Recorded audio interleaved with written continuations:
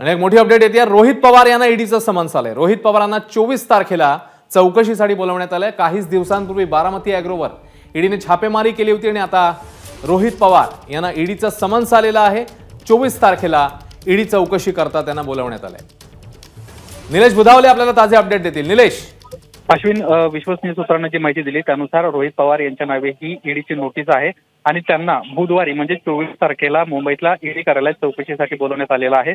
खरं याआधी देखील केंद्रीय यंत्रणांनी, ईडी असेल किंवा वेगवेगळ्या यंत्रणा आहेत, त्यांना रोहित पवारांच्या बारामती ॲग्रो आणि त्यांच्याशी संबंधित इतर जे कारखाने आणि मुंबई आणि पुण्यातली जी ऑफिसेस आहेत तिथं रेड केल्या होत्या आणि त्यानंतर आत्ताच्या घडीला आता रोहित पवारांना थेट चौकशीला बोलवलेलं आहे। याआधी त्यांना चौकशीला बोलावलं नव्हतं, त्यांच्या घरी रेड मात्र पडत होत्या। आता मात्र रोहित पवार यांना चौकशीला बोलवलेलं आहे, त्यामुळे पुढच्या ईडी काय नेमकी कारवाई करते हे पाहणं महत्त्वाचं राहणार आहे। एकंदरीतच मागील काही दिवसांपासून ईडी रोहित पवार सातत्यानं म्हणत होते की ज्या पद्धतीने माझं काम सुरू आहे, वेगवेगळे प्रश्न मांडतोय, सरकार विरोधात मी आवाज उठवतोय आणि त्यामुळेच कुठेतरी केंद्रीय यंत्रणा माझ्यावर दबाव आणतायत, अशा पद्धतीचं त्यांचं म्हणणं होतं।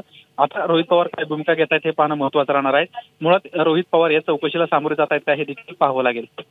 निलेश, हे सगळं प्रकरण काय आहे ज्यामध्ये आता ही नोटीस आली आहे?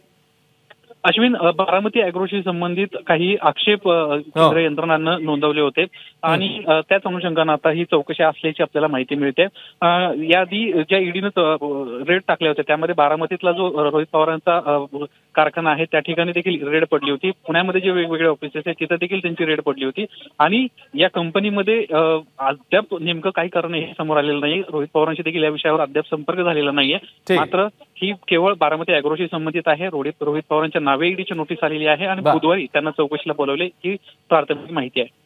निलेश, धन्यवाद या माहितीबद्दल। मोठी अपडेट या तासामधली। रोहित पवार यांना ईडीचा समन्स आलेला आहे। 24 तारखेला बुधवारी त्यांना चौकशीसाठी पाचारण करण्यात आलंय। काहीच दिवसांपूर्वी बारामती ॲग्रोवर ईडीने छापेमारी केलेली होती आणि आता रोहित पवार यांना ही नोटीस आली आहे। 24 तारखेला चौकशीसाठी बोलवलंय।